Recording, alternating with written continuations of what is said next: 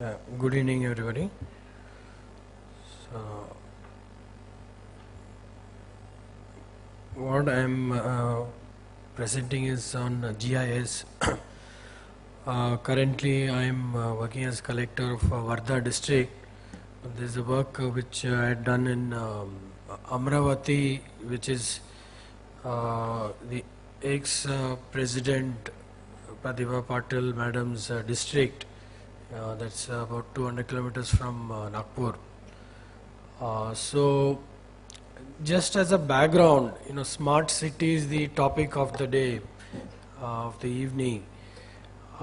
These are some of the points I am going to run through. In any case, the urban population, like our Commissioner Municipal Administration has said, you will be surprised by the amount of urbanization happening in so-called rural Maharashtra. I mean, the rural-urban continuum is so strong. The smaller cities are actually growing as much as the larger ones, and that growth, it's a growth of concern. Whether this growth is planned or unplanned, a lot of new city areas are being brought in. The municipal councils are being expanded into rural areas. And at the same time, even for established bigger cities, there is a big need for revitalization of the city. Renewal of inner cities is an internationally very valid concept now. Inner city meaning where one would probably classify, Parel area as an inner city.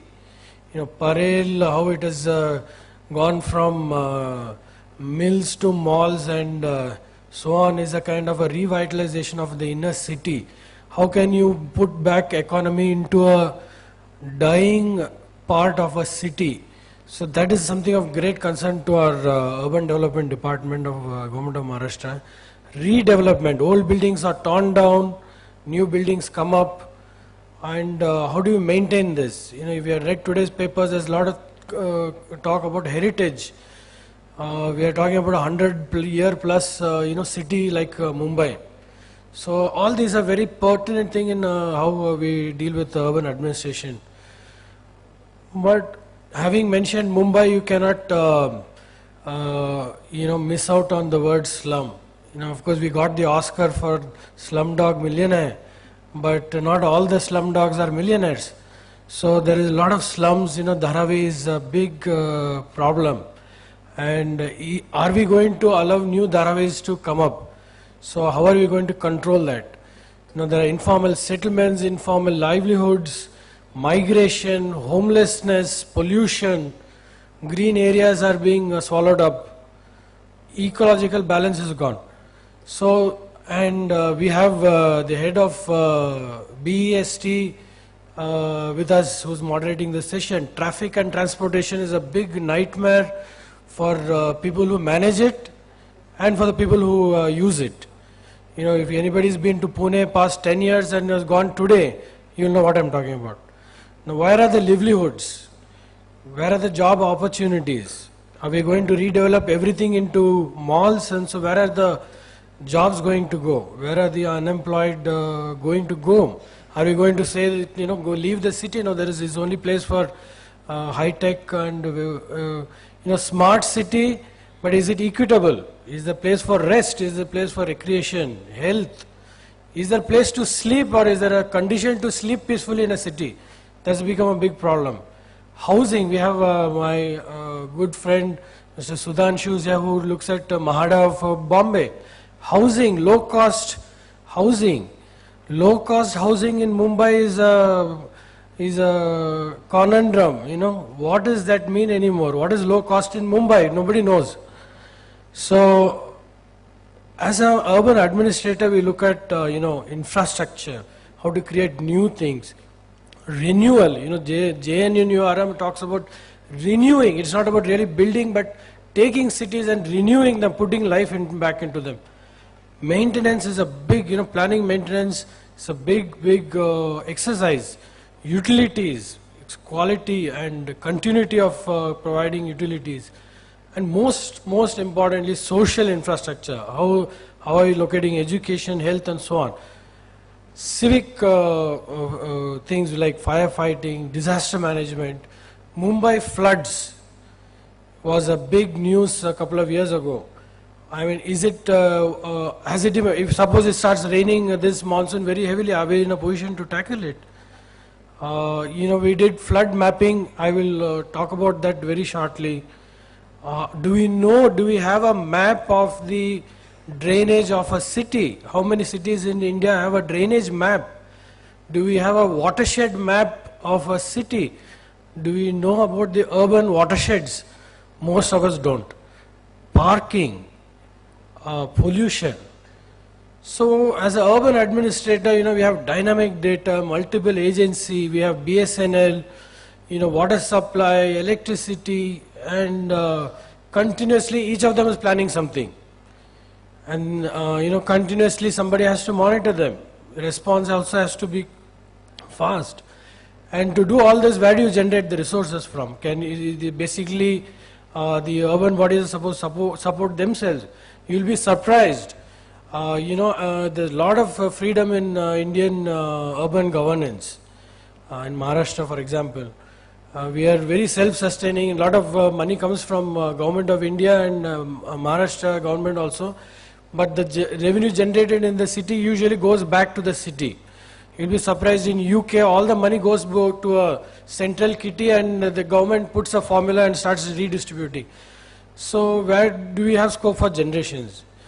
So there's a lot of information to be managed. Is all unorganized, very haphazard. And how do you integrate all of these things? Now there is a solution in terms of GIS. You will say, okay, we'll set up a huge database, connect everything together. We have that data, we can query it.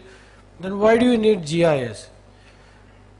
Let me give you a simple example. What the first known documentation of what a GIS is. It was City of London in something like 1860 or so. It was world's worst cholera epidemic.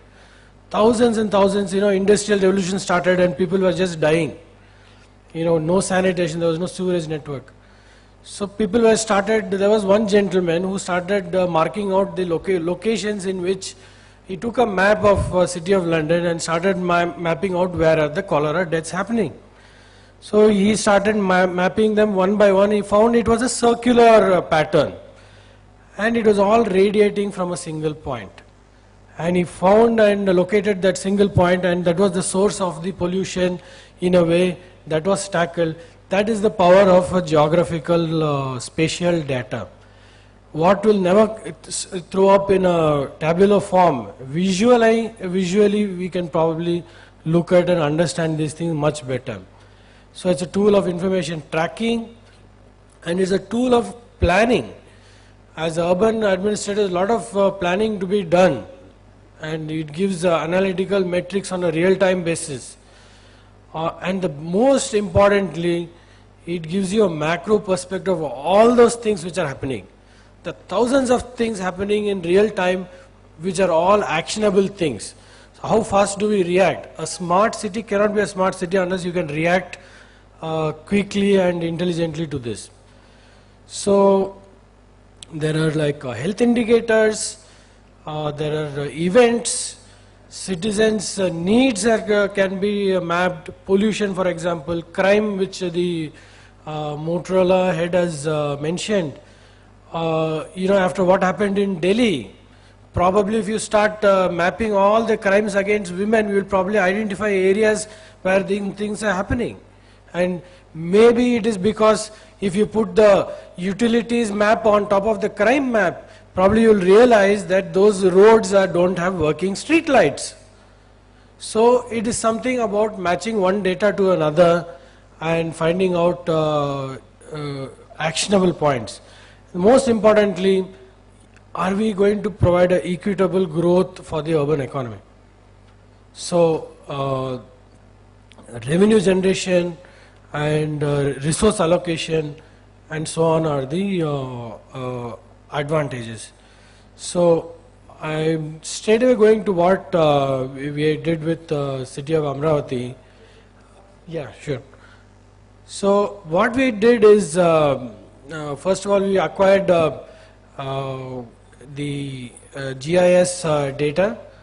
The map we purchased through NRSA. It was a customized map from a US vendor, and along with that we started digitizing everything. All the data which we could find, we started digitizing in various attribute layers.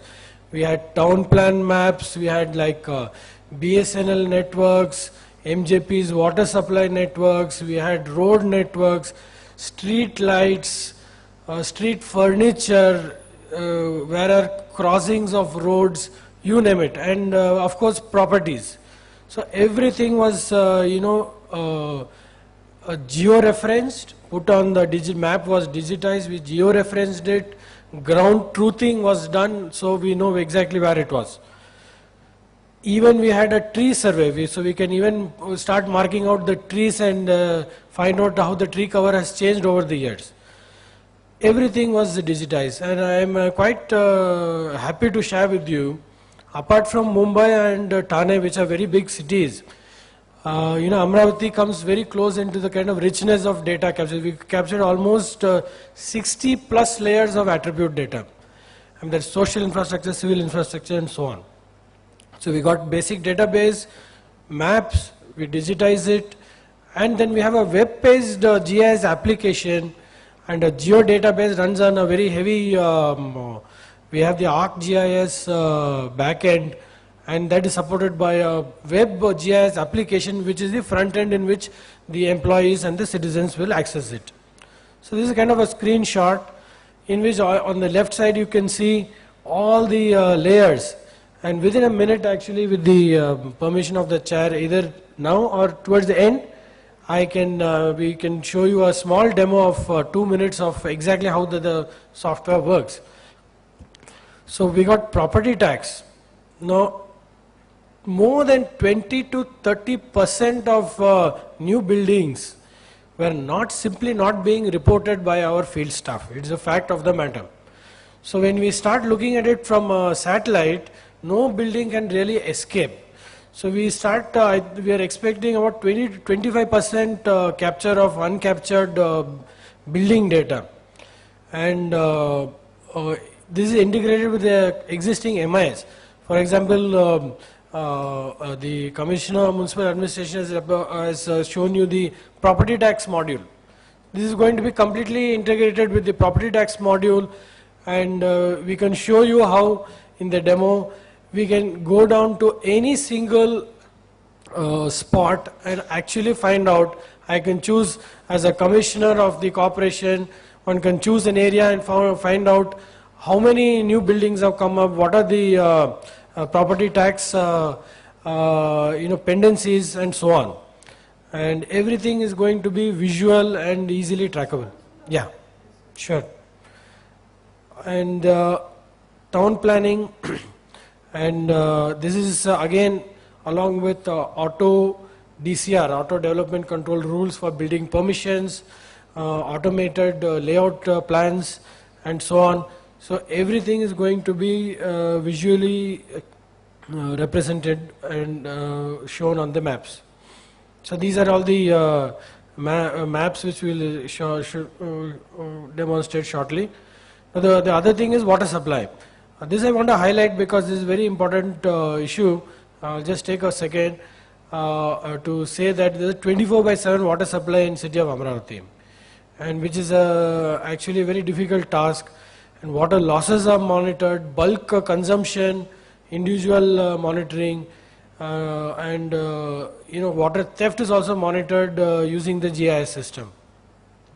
So even we have pipe connections mapped out. So if you want to expand, we can actually plan how to expand, which side, where are the pressure losses, and so on.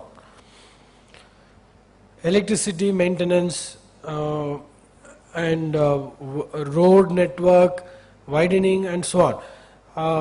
Now, the benefits are very obvious. Now, what is it there for the citizens? So it could be a great tool of pushing public opinion. They can take up these issues with their local authorities, with their corporators. People will be open to know what has happened to their place in the last 15 years, whether their corporators have really pushed for growth in their area, for example. Information is power and we are giving it to the people. And these are other things which could be seamlessly integrated. You know, e-Mojini is the measurement, e-registration, e-property tax. So the entire gamut of property could be done together in a single system. Someone said, you know, geography is history. You don't need geography anymore. You know, you can do anything anywhere. You know, geography doesn't matter.